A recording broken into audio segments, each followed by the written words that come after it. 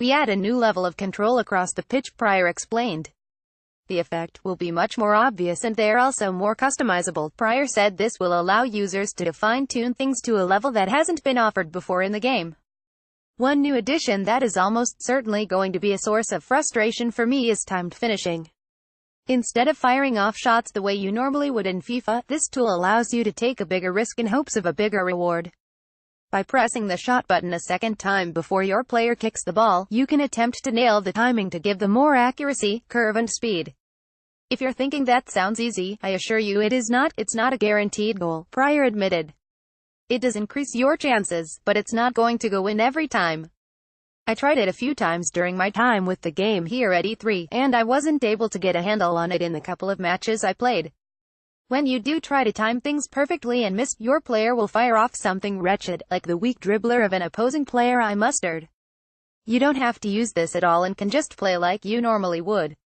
However, the creation of a risk versus reward scenario will have you thinking twice about trying to do your best Messi impression. FIFA already had a 2-button mode to make things easier for beginners, but in this year's game, EA is adding a 1-button mode. If you'd rather play a super chill match where in-game AI decides what to do based on the situation, this will be for you.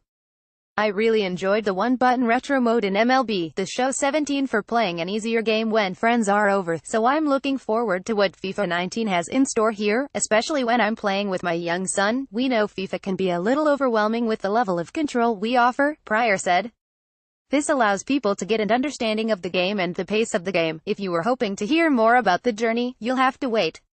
EA says there are new things coming for FIFA's story mode, but it's not spilling any details yet. Well, other than Champions League matches will be part of it, which means Alex Hunter will get a chance to step on the UCL pitch. There will be a lot of surprises, Pryor proclaimed. And it will be centered around seeking the glory of the Champions League. Maybe Hunter will make it to Real Madrid after all. When it comes to FIFA 19 on the Nintendo Switch, EA is making some big changes to that version of the game as well.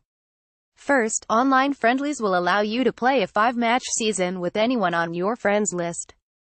It's a nice way to add in a multiplayer option, and one that doesn't require your opponent to be in the same room. Like the main version of the game, there are also some changes to shooting. EA says you'll have a new level of control over shots, including the ability to nail first-time shots, fire off dipping and deceptive strikes and offer a finesse finish should the need arise. On the Switch, you'll also notice that there's more team and player personality. In other words, Barcelona will attack the way you're used to seeing them do so in real life and Messi will play more like the guy who's one of the best in the world. It's all about adding a more lifelike feel for FIFA 19 on Nintendo's console. Lastly, there's more detail in the broadcast for the different tournaments. You'll notice overlays for things like Champions League, Premier League, Bundesliga and La Liga. It should help enhance that all-important, virtual, match day feel. Overall, EA is trying to bring over more of FIFA's realism to the version of the game for Switch, which should be a good thing. There's no doubt Champions League will bring more layers to the story of Alex Hunter and to your career mode aspirations, but the changes EA has made in FIFA 19 extend far beyond the addition of a new cup. As always, the company is on a mission to make its sports games even more realistic, an annual update fans can always look forward to. Follow all the latest news from E3 2018 here.